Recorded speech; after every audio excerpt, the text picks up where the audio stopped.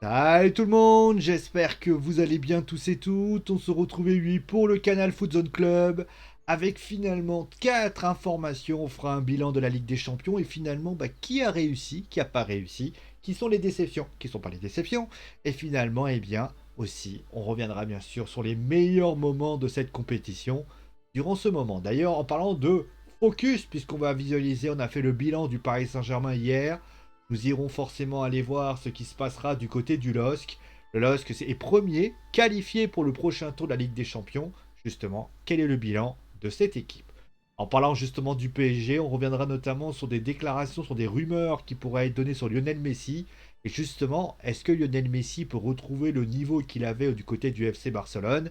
Et la question qu'on pose, forcément, on va se poser, est-ce que Lionel Messi aujourd'hui est parisiano compatible? Et justement, on va terminer bien sûr avec un homme qui nous quittera cet hiver, c'est Juninho. Justement, on fera un bilan sur Juninho, mais on reviendra également sur les raisons qui le poussent à donc quitter l'Olympique lyonnais.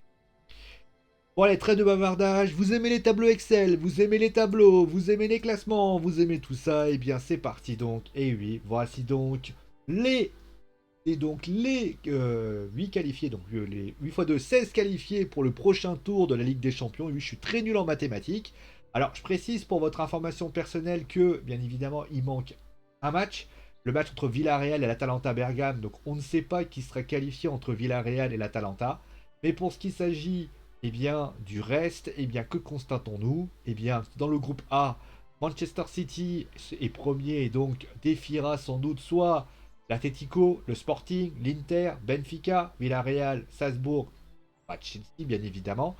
Tandis que le Paris Saint-Germain, lui, sera potentiellement capable d'affronter l'Atletico, alors attendez, excusez-moi, Liverpool, l'Ajax, le Real, le Bayern, Manchester United et la Juventus de Turin. Je ne vais pas refaire pour les autres groupes. Liverpool, Atlético Madrid, l'Atlético qui réussit quand même une dernière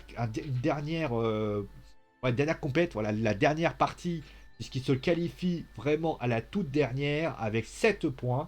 Liverpool, lui, a fait le carton plein. D'ailleurs, pas mal d'équipes ont fait le carton plein. L'Ajax, 18 points. Le Sporting qui se qualifie. Et oui, le Sporting Club du Portugal qui se qualifie avec 9 points au meilleur goal average que Dortmund. C'est quand même pas mal pour être signalé. Le Real Madrid, lui, a 15 points. L'Inter de Milan, lui, se qualifie également, hein, clairement. Bravo d'ailleurs au shérif Etisport qui réussit quand même à aller en Europa League. Ça, c'est pas donné à tout le monde.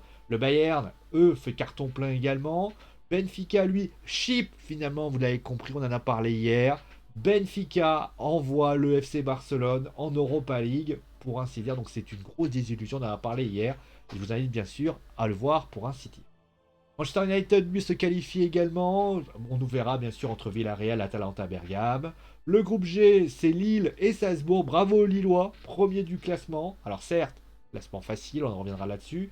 Et forcément, oui, la Juve, suite au mauvais résultat de Chelsea d'hier, finit premier et Chelsea donc sera deuxième. Le troisième sera le Zénith. Je ne l'ai pas dit pour l'Europa League. Leipzig, Porto, Dortmund, le Sheriff, Barcelone, enfin sais pas encore. Séville et le Zénith Saint-Pétersbourg, eux, se qualifient donc et iront donc faire un tour du côté de l'Europa League. Les grands perdants sont le club de Bruges, le Milan AC qui a 4 points, et oui, le Milan, le grand Milan qui malheureusement s'en sortira pas. Besiktas, le Shakhtar, Dynamo Kiev, Young Boys de Berne, Wolfsburg et enfin Malmö qui finalement n'y va pas également. Alors, premier constat pour ainsi dire de ce bilan de la Ligue des Champions, il y a quand même, on va dire, quatre équipes qui sortent du lot, concrètement. C'est tout simplement Liverpool, l'Ajax, le Bayern de Munich et quand même la Juve. La Juve qu'on pensait en difficulté, notamment en championnat, et qui finalement sortent quand même plutôt une belle compétition. Bravo quand même aux trois, et notamment la grosse surprise, c'est l'Ajax d'Amsterdam, qui notamment ont pensé un petit peu en difficulté, qui eux ont réussi quand même à faire carton plein avec 18 buts, 18 points, pardon, et notamment Sébastien Haller, qui notamment a été plutôt intéressant. Au rayon des déceptions, forcément c'est le FC Barcelone qui reste le premier. Le Barça n'a pas réussi à se qualifier, mais au vu de ce qui a été proposé, est-ce résolument une surprise? On peut citer également la déception du Borussia Dortmund qui n'a pas réussi à se qualifier, même s'ils ont fait 9 points, voilà, ils n'ont pas réussi à se qualifier. Et également, eh bien, on peut citer également la déception qui est peut-être aussi une déception très grande, c'est Séville. Et oui, Séville qui ne se qualifie pas. Et d'ailleurs, quand on regarde bien, beaucoup de clubs espagnols n'ont pas réussi à se qualifier pour le prochain tour.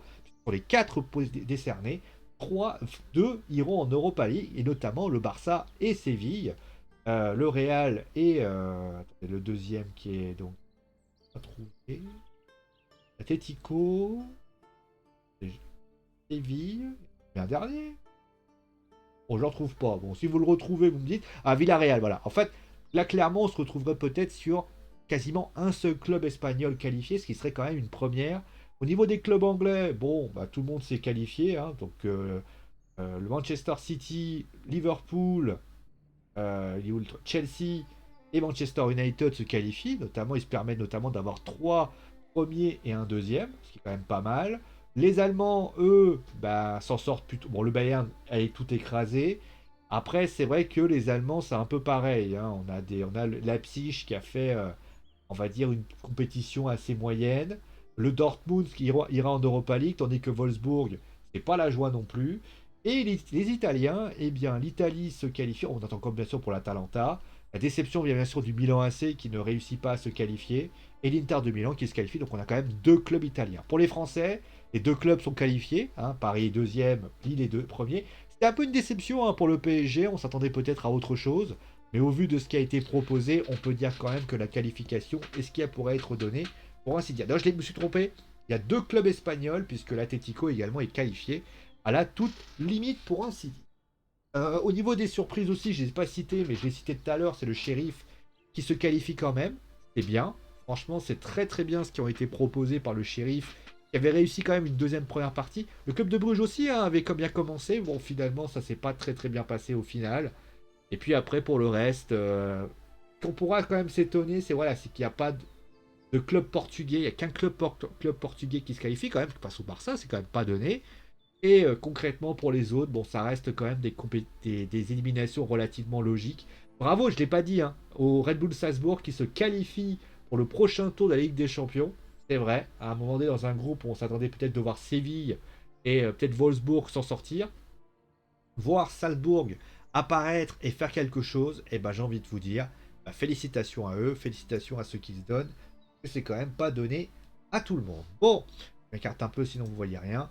Donc après au niveau, alors pour le tirage au sort, ce qu'on va faire, c'est que on verra pour les tirages au sort des clubs français à partir de dimanche, comme ça à la limite on aura le temps d'en parler. Je précise pour information que demain il n'y aura pas de Canal Foot Zone Club pour la simple et bonne raison qu'il va falloir que je vous concocte tout ça, que je fasse ici. Il n'y aura pas également d'Europa League, hein, il n'y aura pas les résumés des Europa League puisque tous les clubs français sont déjà soit éliminés, soit d'ores et déjà qualifiés. Il y aura juste des premiers, deuxième places, donc je ne trouvais pas ça très pertinent.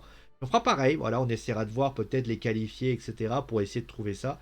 Je ferai sans doute l'Europe. Alors, soit je ferai sans doute le dimanche un gros tour avec l'Europa League, avec tout ça, pour ainsi dire. D'ailleurs, on reviendra notamment sur le bilan des clubs français en Coupe d'Europe de samedi. Je vous dirai voilà ce que j'en ai pensé. Et ce qui est relativement positif, puisque à l'heure où je vous parle, on a quand même un seul éliminé de la Ligue en compétition, l'Olympique de Marseille, mais on a quand même que des qualifiés. Donc sur 6 clubs en lice, il y a quand même 5 clubs qualifiés, ce qui n'est pas donné à tout le monde, pour ainsi dire. Allez, maintenant on va passer bien sûr à un club qui a été qualifié, c'est le LOSC. Et oui, tout le monde s'attendait, franchement, tout le monde s'attendait à ne pas les voir se qualifier après la première partie de leur phase de groupe. Et finalement, eh bien, ils ont su serrer les dents, serrer les fesses et serrer tout ce qui a pu être serré. Puisque oui, je vous le donne en mille, le LOSC est qualifié à la fin et donc est premier également de cette compétition. Bravo au LOSC au vu de ce qui a été proposé. Hier, d'ailleurs, vous avez pu voir le débriefing concrètement du match entre le LOSC et contre le Wolfsburg. Et d'ailleurs, magnifique 3 buts à 1 qui a été proposé par le LOSC. Qu'est-ce qu'on peut dire finalement de cette compétition, de leur prestation? Déjà, on peut leur tirer un gros coup de chapeau. Parce que c'était pas évident. Alors certes, le groupe qui a été proposé par le LOSC était relativement abordable par rapport à d'autres équipes. C'est vrai qu'ils sont tombés sur un groupe assez abordable qui faisait un peu type Europa League. Donc forcément, le LOSC a à donner crânement leur chance. Et d'ailleurs, ça me fait penser à ce qu'ils avaient fait l'année dernière. C'est-à-dire que l'année dernière, ils avaient joué la Coupe d'Europe, ils avaient fait vraiment du beau boulot. Et faut pas se leurrer, hein. Pour moi, le LOSC avait fait quand même une prestation extrêmement aboutie de la part de tout ça. Et franchement, on peut que les saluer, pour ainsi dire. Après, bien évidemment, faut pas se leurrer. On verra qui pourront se qualifier la semaine. Mais ça va être quelque chose. D'ailleurs, on va dire que dans le niveau des bonnes choses qu'on peut citer du côté du LOSC, bien évidemment leur caractère, c'est-à-dire qu'ils sont montés en force au fil du temps, et forcément bah, c'est ça quelque chose qui n'était pas trop mal. Au niveau également offensif, on a vu notamment des attaquants qui commençaient petit à petit à planter, chose qui n'arrivait pas en début de compétition. Donc c'est plutôt intéressant. Il y a eu des joueurs revanchards, on a retrouvé peut-être l'équipe du LOSC, champion de France, qui avait envie justement de gagner des matchs, et ça on a envie de leur dire félicitations à eux. Après, le LOSC, c'est une équipe fragile. Voilà, c'est une équipe fragile qui peut retomber dans leur travers très rapidement. Pardon. Tout ne se joue pas toujours avec toutes les qualités, etc. Mais pour ce qui s'agit voilà, de tout ça, c'est une équipe aussi qui peut être, dont le mercato peut être très déterminant. On le sait, Jonathan Iconé notamment, peut être susceptible de s'en aller à n'importe quel moment. Ça peut avoir des conséquences. On sait que c'est un groupe notamment qui va avoir aussi des joueurs, je crois, partir pour la Coupe d'Afrique des Nations. Et l'état ils vont revenir, ça aussi c'est la grande question. Alors c'est pas pour faire un jeu à la canne, hein, c'est que tout simplement, il va falloir peut-être que cette équipe trouve le moyen de allier le championnat et tout ce qui va se passer. Ça c'est une chose. Et puis bah concrètement, il y a des joueurs aussi qui malheureusement pour le moment sont assez décevants et qui doivent maintenant se réveiller. Je pense notamment à Goodmanson qui n'a pas été bon hier. Je pense à Jonathan David qui marche souvent sur courant alternatif en compétition européenne. Je pense à d'autres joueurs qui, ouais, par exemple, André Onana, on attend toujours. André, c'est Onana. Ouais, c'est ça. Qui doit encore pouvoir proposer quelque chose. Gerbic n'a toujours pas été déterminant. Ah, donc ça reste encore très moyen, mais vous le savez, c'est tout ce qu'on leur demande, c'est de pouvoir y aller. Ils sont premiers de leur classement, et j'ai envie de leur dire, bah, ils vont s'en sortir. En tout cas, on verra le classement qui est pour, enfin, les prétendants qui pourraient être donnés. Là, je peux déjà vous les donner pour ainsi dire. Là, on les voit, les prétendants. Bien sûr, il manque Villarreal et l'Atalanta, mais concrètement, on peut quand même dire que si on enlève le PSG, il y a quand même des choses intéressantes qui pourraient être données. Mais ça, on y reviendra bien sûr dimanche. Vous n'oubliez pas, voilà, donc on aura le débriefing du match de Ligue 1 du dimanche soir. Et bien évidemment, le débriefing, ça aussi, vous aurez. Le week-end, ça va être très très football. Hein. Je vous préviens, très très foot français, hein, clairement. Mais voilà, on va pouvoir savourer tout ça tranquillement. Allez, on va passer maintenant à un homme qui traîne son spleen. Et oui, c'est malheureusement Lionel Messi. Notre Lionel Messi qui vit des moments assez difficiles. La vidéo est pas là, mais c'est pas grave. On va tout de suite en occuper. Et où c'est Voilà. Donc, notre chien. Donc, il a remporté le Ballon d'Or, donc il est assez heureux. Et c'est vrai que aujourd'hui, la loose est quand même intégrale. C'est vrai qu'il est passé quand même de 25 à 30 buts marqués avec le FC Barcelone pour un score de 5 buts marqués. C'est quand même pas la joie quand on s'appelle Lionel Messi. Et puis, bah, il y a aussi autre chose, c'est-à-dire que Lionel Messi, aujourd'hui, il a du mal avec la vie parisienne. La circulation automobile ne lui plairait pas, clairement. Mais il y a aussi le fait que sa famille ne se sentirait pas bien. Le Parisien indique concrètement que la ville de Barcelone a du mal, on va dire, est très aimée par son aîné. Et en fait l'aîné, il part du principe que si tu t'as pas un truc qui ressemble au Barça, enfin, ressemble à la Barcelone plutôt, et bien tout simplement, lui, il aime pas. Je veux dire une chose, c'est que le mec, il est type, on va dire, j'espère qu'il ira jamais déménager dans une autre ville, parce que clairement, ça peut être compliqué, et sa femme Antonella, d'ailleurs, vivrait également le départ de Barcelone. Alors après, c'est pas la première fois que ça arrive, hein. Neymar et Zlatan Ibrahimovic ont également vécu la même chose, et puis, c'est un peu ça aussi, quand vous êtes là pendant des années et des années, moi par exemple, j'habite dans une ville, je vais probablement déménager dans 2 ans, d'ailleurs, je vais même déménager dans 2 ans dans une autre ville, je vais avoir des automatismes qui vont être différents. En plus, tu prends la ville de Paris. On sait que Paris, ville mondaine, assez active, etc. Je vais pas dire que Barcelone, c'est la campagne, mais Barcelone, c'est autre chose. C'est très... S'il était allé, par exemple, je sais pas, à Manchester, il était allé à Londres, ça aurait été pareil. Il serait allé en Italie, à Rome, ça aurait été à Turin, ou ça aurait été pareil. Donc, d'un côté, voilà. Maintenant, on va revenir finalement sur ce qui est le plus important, est-ce que c'est la principale raison pour laquelle Léo Messi a un rendement si famélique? Parce qu'il faut quand même reconnaître que la saison de Lionel Messi n'est pas bonne. Voilà, il a fait 5 buts, et c'est vrai que 5 buts, c'est pas suffisant. Oui, est-ce que c'est la cause? Voilà, oui, et à la fois non. Oui, parce que c'est Lionel Messi. Lionel Messi, il devrait littéralement. Est-ce que c'est la cause? Oui. Parce que quand tu n'es pas dans un bon élément, est-ce que la cause? Non, parce que déjà, on va voir les choses différemment. Non, c'est pas la cause, parce que Lionel Messi reste Lionel Messi.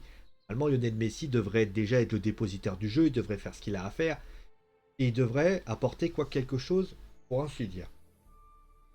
Pardon. Et donc voilà, pour ainsi dire, la réalité, elle est là. Maintenant, pour ce qui s'agit de la réalité aussi, c'est que Lionel Messi doit à cette qualité aussi, c'est que vraiment il devrait être ballon d'or, il devrait littéralement voler dans ce championnat qui est considéré comme plus faible que les autres championnats. Ce qui n'est pas le cas. Lionel Messi galère, il n'arrive pas à trouver des solutions, il n'arrive pas à trouver des automatismes.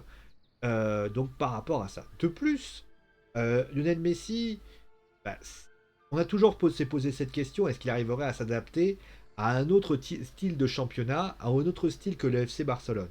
Et finalement, bah, peut-être que ça, par contre, c'est un peu de sa faute. C'est-à-dire qu'il ne s'est jamais préparé réellement à pouvoir aller autre part et de travailler dans un autre championnat, avec un autre club, dans un autre style de jeu. Et finalement, eh bien, il a fait toute sa vie dans un 4-3-3 à la barcelonaise. Et au final, eh ben, maintenant, c'est autre chose qui se passe. Forcément, c'est beaucoup plus compliqué. Mais ce n'est pas totalement de sa faute. Pas totalement de sa faute parce que c'est vrai que Mauricio Pochettino, on l'a déjà dit, ne le met pas dans les meilleures conditions qui soient. On sait qu'il veut être proche de Kylian Mbappé. Pour moi, il veut vraiment être proche. Ah oui, non, bien sûr, il n'est pas responsable aussi. C'est que à un moment, enfin oui, non, il n'est pas responsable aussi. C'est que quand le PSG le recrute, si par hasard tu le fous sur un côté, concrètement, enfin oui, il est responsable. Embrouille un peu. Oui, il est aussi responsable dans le sens où c'est à lui aussi, avec l'expérience qu'il a, de s'adapter pour ainsi dire. Maintenant, est-ce que il n'est pas responsable? Bah forcément oui. Parce que concrètement, déjà, c'est vrai qu'il n'est pas mis dans les meilleures dispositions. Aujourd'hui, Kylian Mbappé, aujourd'hui, est mis dans les meilleures conditions possibles. Un mec comme Mauricio Pochettino ne met pas Lionel Messi dans les meilleures conditions. Quand il le place sur le côté droit et donc hors du cœur du jeu, bah forcément, c'est un peu compliqué pour lui. Aujourd'hui, on est dans une réalité, qu'on le veuille ou non, eh bien, Lionel Messi, aujourd'hui, dans une position qui n'est pas bonne. Certes, il n'a pas le coffre qu'il avait quand il avait 25 ans. Vous savez, quand il avait 25 ans, il courait partout, et c'était vraiment un excellent joueur. Aujourd'hui, Lionel Messi n'a plus cette capacité. Et le voir si loin du jeu, le voir en difficulté à pouvoir toucher des ballons, notamment on avait vu ça lors du match entre l'OM et le Paris Saint-Germain, ça c'est quelque chose qui peut être quand même assez étonnant et assez gênant quand on connaît là où il doit être posé. Aujourd'hui, Lionel Messi a des difficultés. S'il veut être du côté... Après, c'est aussi à Mauricio Pochettino, justement, de pouvoir trouver une solution pour avoir un équilibre et être en mesure de voir si Lionel Messi peut concrètement bien, être proche de Kylian Mbappé si c'est la meilleure solution possible. C'est comme ça que les choses doivent être faites. Maintenant, je vous donne en mille, forcément, est-ce que les à côté peuvent être aussi responsables? Bien évidemment. Si vous rentrez, je vais poser la question simplement, c'est que si à chaque fois que vous rentrez à la maison, moi je crois qu'il y avait eu, comment ça s'appelle? Il y avait une, euh, comment elle s'appelait? Ah, c'était un film dont je me souviendrai toujours. C'était, il y avait Mr Bean par exemple. Pas Mr Bean, c'est le gars. Il prend sa famille, alors il l'emmène dans une ville. Bienvenue chez les ch'tis, ou je sais plus, pas bienvenue chez les ch'tis, bon, je sais plus. Et au final, il se rend compte que, tiens, les Simpsons. Je sais pas si vous vous souvenez, c'était un épisode dont je me souviens plus le nom. Homer part avec toute sa famille dans une ville, pour plus d'argent, etc. Et au final, ils se rendent compte que Bart se débrouille pas bien du tout. Il le fait d'ailleurs passer en école maternelle.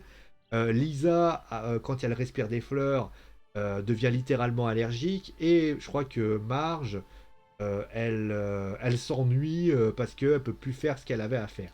Et en fait, c'est Homer qui tout heureux, tandis que en fait les trois autres membres de la famille, ça se passe pas très très bien, et donc forcément c'est compliqué. Voilà entre guillemets ce que vivent justement. Et ça, c'est vrai que ça peut être compliqué. C'est vrai que de toute façon, Paris, c'est particulier, hein, concrètement. Ça fait partie des villes les plus attractives. On sait que la nuit, euh, il se passe des choses. On sait que les Parisiens sont pas des. Voilà, Paris, c'est pas non plus les. Voilà, ça roule n'importe comment, hein, on le sait. Hein, voilà. Désolé pour les Parisiens, je vous l'annonce tout de suite, hein, vous roulez n'importe comment. D'ailleurs, je n'aurais jamais roulé à Paris parce que j'ai trop peur. Voilà, clairement. Mais voilà, donc lui, il est face à tout ça. Il est face à un truc qu'il ne connaît pas. Et forcément, il est un petit peu étonné. Surtout que à Barcelone, il avait son petit confort. Puisque à Barcelone, je pense que quand il se baladait dans la rue, tout le monde s'en tapait royalement. C'est Lionel Messi. Hein, Lionel Messi. Mais là, quand il va un petit peu dans la rue, j'imagine pas comment ça doit être. Parce que tout le monde doit le regarder avec des yeux comme ça. En mode, putain, c'est Lionel Messi sur le. Lionel Messi. Donc voilà. Voilà un petit peu ce que j'avais à dire par rapport à ça. En tout cas, ce qui est certain, c'est que est-ce que ça peut être arrangé? Oui, clairement. Je pense qu'il aura besoin de temps. En fait, en fait, moi, je vois l'adaptabilité de Lionel Messi comme un peu, comme s'il venait de l'Argentine et qu'il ne connaissait pas. Moi, je le vois comme ça. C'est-à-dire qu'il est arrivé. Là, il va sans doute s'en prendre, allez, 4-5 mois le temps de reprendre. Il va sans doute faire une préparation, notamment au mois de janvier. Il va pouvoir travailler notamment avec Neymar, Messi et Mbappé. Pardon. Et concrètement, moi, je suis quand même confiant au vu de ce qui va pouvoir être proposé, pour ainsi dire. Voilà. Après, bien évidemment, si ça ne s'arrange pas au fil du temps, il faudra commencer à se poser la question de est-ce que Lionel Messi ne doit pas être partir. C'est quand même une hérésie quand on sait ce que Lionel Messi est capable de faire. Allez, on va passer maintenant au dernier sujet. Un homme s'en va. Et oui, et je pense que Lyon ne le regrettera pas. C'est Juninho, le directeur sportif qui a quitté, vous savez, la légende, hein, Juninho. Et bah, je vais vous montrer la news, hein, concrètement. Voilà, donc elle est ici. Allez hop, c'est parti. Pourquoi Juninho quitte l'Olympique lyonnais? Alors, faut savoir que forcément, ben, il y a quelques, je crois au mois de novembre, Juninho avait indiqué à RMC Sport comme quoi il quitterait l'Olympique lyonnais en fin de saison. Et concrètement, ça a été avancé au niveau de l'hiver, puisque clairement il a déclaré c'est mieux pour le club, c'est mieux pour que le club prépare déjà la suite, et j'ai aussi besoin d'arrêter. Alors pourquoi ça a été aussi rapide? C'est vrai que ça a été. Alors certes, il y a la raison pour laquelle c'est pour présenter la chose, mais en fait, il y a plusieurs raisons. Déjà, le poids. En fait, la raison principale a été le poids de ce poste. Aujourd'hui, Juninho a imaginé que ce poste lui permettrait d'avoir finalement En fait, il pensait plutôt à un rôle de manager, c'est-à-dire qu'il aurait la possibilité de dire voilà, il faudrait jouer comme ça, il faudrait jouer comme ça, il faudrait jouer comme ça. Le problème, c'est que ça n'a pas fonctionné comme il voulait. Il a eu notamment aussi je pense qu'il a eu la désagréable. Il y a eu l'arrivée également de Vincent Ponceau, directeur de football, qui n'a pas plu du tout à Juninho. Et concrètement, je pense que Juninho n'a pas mesuré la force de ce poste. Ce poste, on va dire, ça implique quoi? Des coups de téléphone tout le temps. Pourquoi Leonardo, des fois, tu le vois, il parle pas beaucoup? Parce que Léo, à un moment donné, il prend des coups de téléphone tout le temps. Et à un moment donné, c'est compliqué. Ensuite, on sait que Juninho est quelqu'un qui aime le jeu. Le truc, c'est que le voir directeur sportif, bah, ça veut dire qu'il doit s'occuper principalement de ce qui se passe dans l'extra sportif, mais également voilà. De plus, les gens n'ont jamais vraiment pardonné ce qu'il a fait avec Silvino. Souvenez-vous, Silvino arrive, 3 mois après, il dégage. Ça pose quand même un gros problème. Aujourd'hui, la réalité, elle est là. Aujourd'hui, je pense que Juninho a vu le poste, il s'est dit ouais, ça a l'air intéressant, pouvoir être dans le cœur du jeu, pouvoir conseiller le président, pouvoir assurer l'intérim notamment parce que je pense que l'intérim était aussi de mettre en place quelqu'un qui ne connaît pas trop le football et comment ça s'y passe, et bien sûr c'est Tony Parker. Et au final, ben, Juninho, il est face à Rudy Garcia, ça passe pas. Entre Peter Botts, on voit clairement que ça passe pas trop non plus. En voyant ça, ils ont mis Vincent Ponceau parce qu'ils se sont dit peut-être que ça allait pouvoir marcher. Au final, ça n'a pas marché. Il y a quand tu vois le recrutement de Lyon, par exemple, quand ils ont fait venir Paqueta, etc., il y avait un peu de Lyonnais. Rappelez-vous quand même du recrutement des Lyonnais, qui a notamment fait venir Jean Lucas, donc il n'a jamais été utilisé. Ils ont fait venir Lucas Paqueta qui aujourd'hui vit un moment compliqué aussi. On sent que du côté de Lyon, Juninho a avalé des couleuvres, n'a pas su faire ce qu'il fallait, n'a pas su aussi gérer les tensions qui pourraient être données, parce que Juninho s'est dit dans sa tête, il va pouvoir justement gérer les dispositifs, etc. Et aussi gérer peut-être les problèmes, mais il pensait pas que les problèmes pourraient être ainsi. C'est-à-dire que Juninho, il s'est dit, bah, je vais pouvoir conseiller. En fait, il s'est trompé de poste. Il aurait dû être un rôle à la Bernard Lacombe, on va dire en tant que conseiller du président. Il n'aurait pas dû être directeur sportif. En étant directeur sportif, tu es malheureusement amené à devoir prendre des décisions fortes quelquefois, devoir, par exemple, négocier des transferts, etc., etc. Et ça demande du taf. Et là où Leonardo est fort, parce que Leonardo, même si on peut reprocher, on fera un bilan de ce qu'a fait Leonardo notamment, mais Leonardo, bah, il sait mettre un paravent, il sait mettre des boucliers pour essayer de protéger. Juninho ne sait pas le faire. Quand Peter Bosz a allumé ses joueurs en direct, il n'était pas là. La plupart du temps, quand il a essayé de s'exprimer, il n'était pas là. C'est un joueur qui, je pense, c'est un homme qui a sans doute une bonne connaissance du football, mais qui a manqué d'expérience. Et je pense qu'il n'a pas compris ce que le poste de directeur sportif devrait y être. Après, voilà, c'est comme ça. Maintenant, est-ce que une mauvaise expérience pour lui? Quel en est le bilan? Bah, le bilan, il est mitigé en fait. C'est-à-dire que malheureusement, sous sa houlette, certes, il y a cette demi. Je ne sais pas d'ailleurs s'il a été dedans. Je crois qu'il était dedans, mais il faudra confirmer. Hein. Mais je crois que bien sûr, il y a cette demi-finale de Ligue des Champions. Mais si vous enlevez cette demi-finale de Ligue des Champions, bah, j'ai envie de te dire, il n'y avait rien d'autre.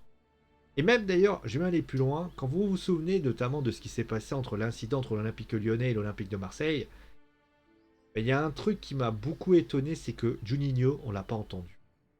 Bah, c'est comme si demain vous aviez un incident. Alors certes, Nasser Al-Khelaifi pourrait s'intervenir, mais qu'il n'y ait pas Leonardo qui vienne pour s'exprimer. Là, c'est quand même gênant. Bon, voilà.